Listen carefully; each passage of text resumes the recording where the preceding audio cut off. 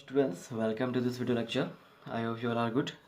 So, in this video lecture, we will deal with the topic living word, and inside this topic, we will discuss about biodiversity, classification, taxonomy, and nomenclature, binomial naming, and taxonomic categories, and many more things. So, let's start with this topic. बच्चों previous videos में हमने start किया था living word से, और हमने living organisms के कुछ करेक्टरिस्टिक्स पढ़े थे कि भाई किस बेस पर आप किसी भी चीज़ को, किसी ऑब्जेक्ट को लिविंग मानेंगे। उसके अंदर हमने बहुत सारे उनके प्रॉपर्टीज़ पढ़ी थी। ठीक है, ओवरऑल जो हमारा ये चैप्टर है द लिविंग वर्ड, इसे हम यहाँ पर तीन पार्ट्स में सेपरेटली तीन पार्ट्स में हम इसको पढ़ेंगे। सबसे पहले हमने पढ़ा था करेक्टरिस्टिक्स ऑफ, है ना, करेक्टरिस्टिक्स ऑफ लिविंग ऑर्गेनिजम्स, वो हम क्लियर कर चुके हैं। आगे हम जो पढ़ेंगे वो हम पढ़ेंगे नॉमेनक्लेचर एंड टैक्सोनॉमी, क्योंकि जो लिविंग ऑर्गेनिजम्स होते हैं उन्हें एक नाम देना जरूरी है, उन्हें किस कैटेगरी में रखना है हमने, है ना, किस। और बाकी फिर उससे आगे हम टैक्सोनॉमिकल एड्स भी पढ़ेंगे। तो वही करेक्टरिस्टिक्स को हम क्लियरली प्रीवियस वीडियो में कर चुके हैं। आज हम आगे डील करेंगे नॉमेनक्लेचर एंड टैक्सोनॉमी के साथ, और टैक्सोनॉमियल जो ऐड होते हैं हम वो आगे पढ़ेंगे। ठीक है, तो भाई हमारे आसपास, हमारे अर्थ में मिलियंस ऑफ ऑर्गेनिजम्स रहते हैं जो डिफरेंट प्रॉपर्टीज़ के होते हैं, जिनमें से कुछ फोटोसिंथेसिस करते हैं, कुछ दिखते नहीं हैं, कुछ और भी डिफरेंट कैटेगरीज़ के होते हैं, है ना। तो इतनी सारी कैटेगरीज़ हैं यहाँ पे ऑर्गेनिजम्स की, यानी कि ऑर्गेनिजम्स में एक एक बहुत ही ह्यूज वैरायटी है ना। तो इसी वैरायटी को, ठीक है, इसी वैरायटी को हम क्या बोलते हैं, डाइवर्सिटी बोलते हैं, यानी कि बायोडाइवर्सिटी बोलते हैं। ठीक है, इट मीन्स कि the number and types of organisms on earth present that represents a biodiversity. ठीक है, it means variation among living organism, ये एक तरह का वेरिएशन ही तो होता है। तो बायोडाइवर्सिटी के अंदर हम वेरिएशन देख रहे हैं लिविंग ऑर्गेनिजम्स का, वही है बायोडाइवर्सिटी। तो a variation among living organism that represents a biodiversity. तो बच्चों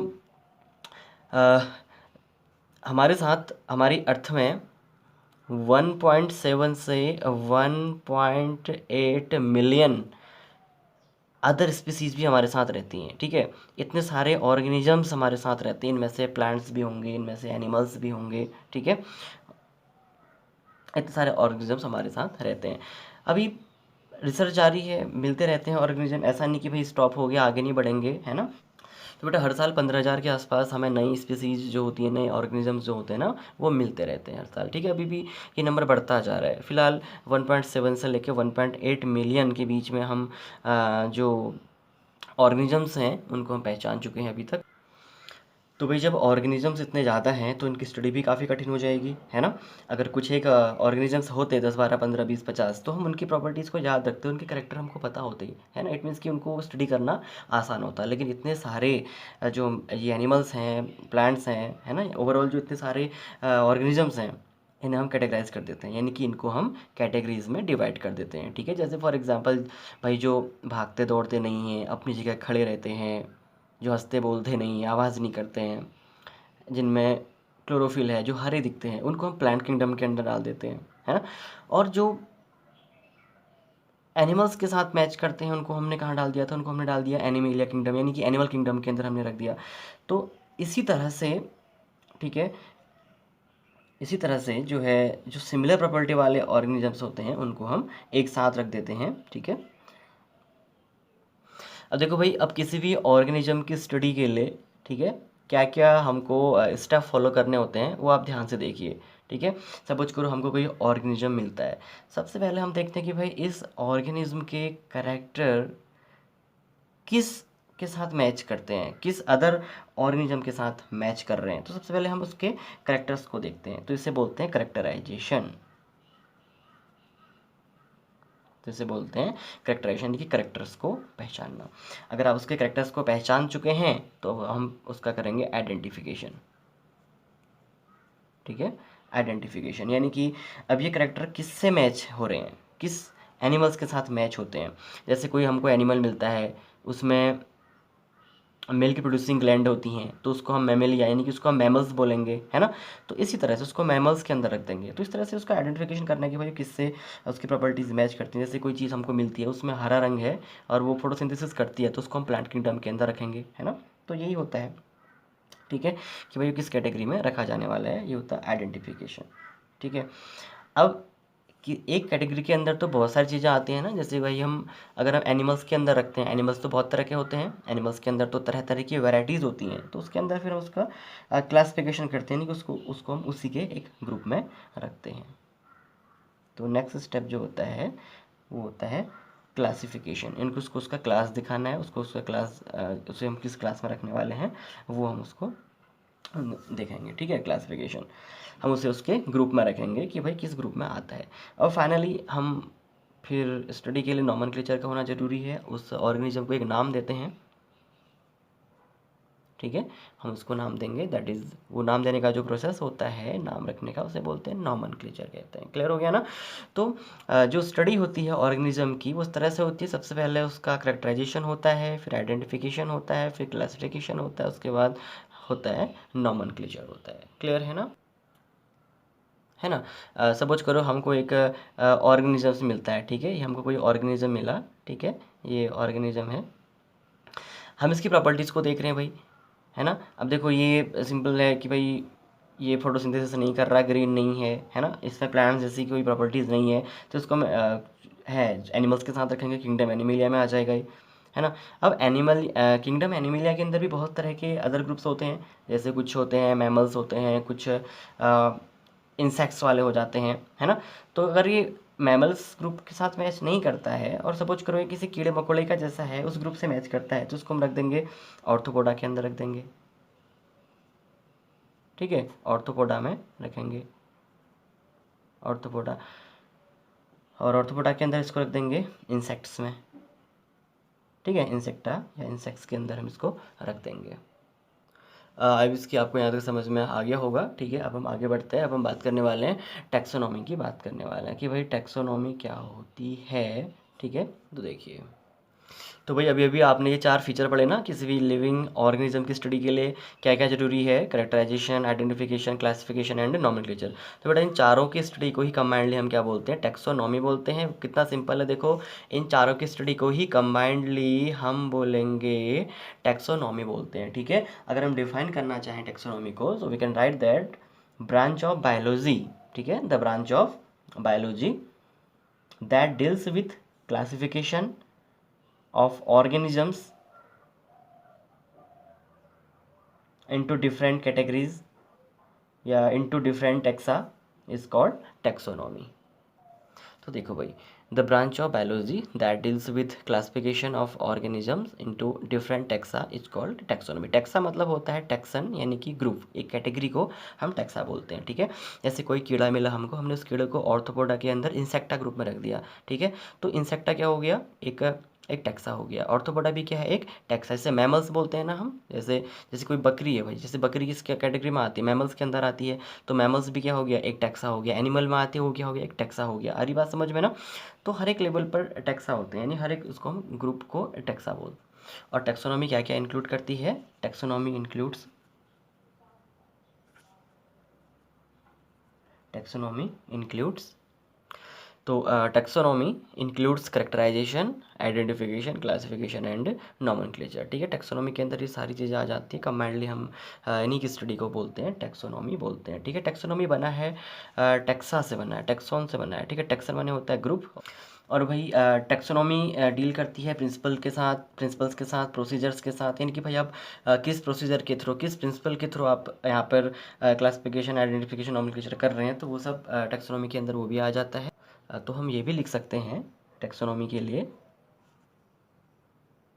द ब्रांच ऑफ साइंस, ठीक है, the branch of science that deals with the study of, ठीक है, the branch of science that deals with the study of principles, ठीक है, that deals with the study of principles and procedures of biological classification,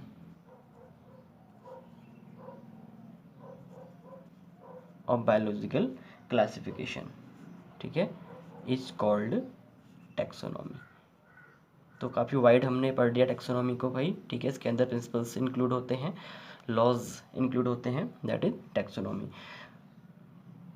और जो world है taxonomy ये दिया था, ठीक है, AP डिकेंडले ने, समथिंग 1813 की समथिंग, ठीक है। AP डिकेंडले ने ये वर्ड दिया था टैक्सोनॉमी। एक एग्जांपल और लेते हैं, जैसे डॉग है ना, डॉग मैमल है, ठीक है। डॉग क्या है? मैमल है। और मैमल्स क्या होते हैं भाई? मैमल होते हैं, एनिमल्स होते हैं, ठीक है। मैमल्स क्या होते हैं? एनिमल होते हैं, ठीक है। तो डॉग भी एक टैक्सा को दिखाता है, क्योंकि डॉग के अंदर बहुत सी वैरायटी के डॉग्स आ जाएंगे। मैमल्स के अंदर बहुत सारे मैमल्स आते हैं इस दुनिया भर के, तो ये भी एक टैक्सा को रिप्रेजेंट करता है, टैक्सन को रिप्रेजेंट करता है। और एनिमल भी एक टैक्सा को रिप्रेजेंट करता है, ठीक है। ये वर्ड था टैक्सन, था टैक्सन माने एक कैटेगरी ग्रुप है, इसका जो प्लूरल होता है वो हो जाता है भाई टैक्सा हो जाता है, ठीक है। तो ये आपका एक टैक्सा हो गया, ठीक। तो करेक्टराइजेशन के हिसाब से या करेक्टरिस्टिक प्रॉपर्टीज़ के अकॉर्डिंग हम ऑर्गेनिज्म को अलग अलग टैक्सा में क्लासिफाई कर सकते हैं, ठीक है। तो एनिमल्स को या किसी ऑर्गेनिज्म को, ध्यान देना, किसी भी ऑर्गेनिज्म को अलग अलग टैक्सा में क्लासिफाई करने का प्रोसेस क्या होता है? वो टैक्सोनॉमी है, ठीक है। उसके अंदर फिर एक बड़ा फील्ड है, उसके अंदर ये सारे चीज़ें इंक्लूड हो जाती हैं, ठीक है। ये सब स्टडी करने वाला जो साइंटिस्ट है उसे हम बोलते हैं टैक्सोनॉमिस्ट कहते हैं। क्या बोलते हैं उसको? टैक्सोनॉमिस्ट कहते हैं, ठीक है, दैट इज टैक्सोनॉमिस्ट। या उसको आप कह सकते हैं सिस्टमैटिस्ट कहते हैं, सिस्टमैटिस्ट कहते हैं उसको, ठीक है। स्टडी करने वाले को सिस्टमैटिस्ट कहते हैं, सिस्टमैटिस्ट।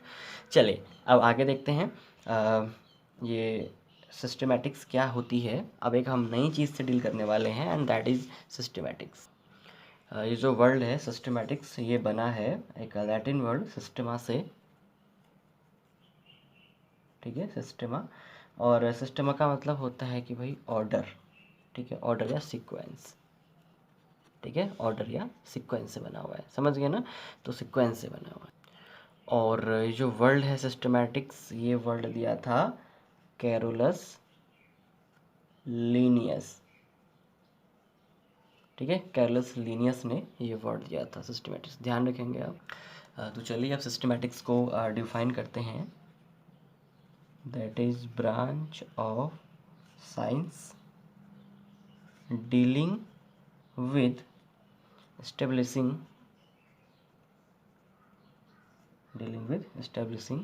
evolutionary relationship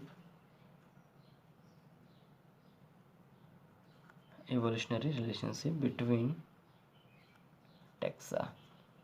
यानी कि जो डिफरेंट टैक्साज हैं उनमें क्या इवोल्यूशन हुए, एक टैक्सा से दूसरे टैक्सा में कैसे गया, ठीक है। जैसे होमोसैपियंस हम हैं, और जो मंकीज़ हैं, हम में मंकीज़ में क्या इवोल्यूशनरी रिलेशन है, क्या इवोल्यूशन हुआ हमारे बीच में, वो सब जो है आपका सिस्टमैटिक्स के अंदर आ जाता है, सबका स्टडी आ जाता है, ठीक है। देखो भाई टैक्सोनॉमी के साथ कंफ्यूज मत होना, दोनों सिमिलर ही लग रहे हैं, लेकिन टैक्सोनॉमी के अंदर हम प्रोसेस और प्रिंसिपल्स का को देखते हैं, ठीक है। और जो इवोल्यूशनरी रिलेशनशिप आया वो क्या है? वो सिस्टमैटिक्स है। यानी कि आप ग्रुप में डाल रहे हैं, है ना, आप ग्रुप में डाल रहे हैं किसी एनिमल्स को, वो टैक्सोनॉमी है।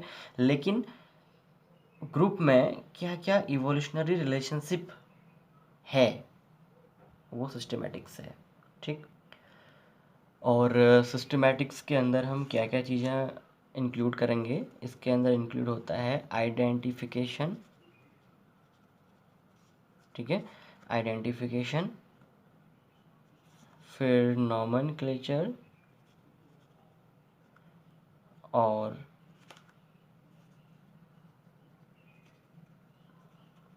क्लासिफिकेशन, ठीक है।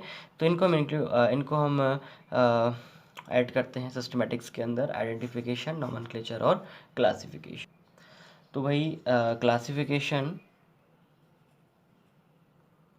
ठीक है, क्लासिफिकेशन सिस्टमैटिक्स और टैक्सोनॉमी को हम सिमिलरली एक ही तरह से देख रहे हैं ना, लगभग हमें लग रहा है कि तीनों एक ही होंगे, ठीक है। लेकिन सिम्पसन एक साइंटिस्ट हैं, सिम्पसन, तो भाई सिम्पसन के हिसाब से ये था कि भाई सिस्टमैटिक्स एक बड़ा फील्ड है, ठीक है। सिस्टमैटिक्स एक बड़ा फील्ड है और सिस्टमैटिक्स के अंदर, ठीक है, आपका क्लासिफिकेशन आएगा, यानी कि जो क्लासिफिकेशन है वो सिस्टमैटिक्स का एक सब टॉपिक होगा, एक पार्ट होगा। क्लासिफिकेशन सिस्टमैटिक्स का ही एक पार्ट है।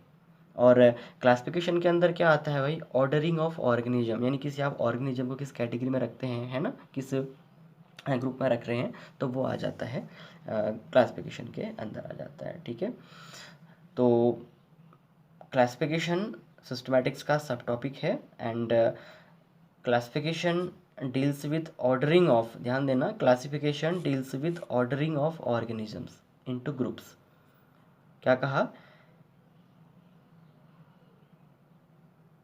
Classification deals with ordering of organisms into groups. And taxonomy तो आप जानते हैं, taxonomy that is the study of principles and procedures of classification, ठीक है। टैक्सोनॉमी क्या है, that is study of principles, ठीक है, study of principles and procedures of classification. आप क्लासिफिकेशन कर रहे हैं, ठीक है, किस प्रोसीजर से कर रहे हैं, किस प्रिंसिपल से कर रहे हैं, वो सब टैक्सोनॉमी के अंदर आ जाएगा, ठीक है। यानी कि आप किस प्रिंसिपल के आधार पे आपने क्लासिफाई किया, दैट इज टैक्सोनॉमी, ठीक है। तो सिस्टमैटिक्स के अंदर आएगा क्लासिफिकेशन, ठीक।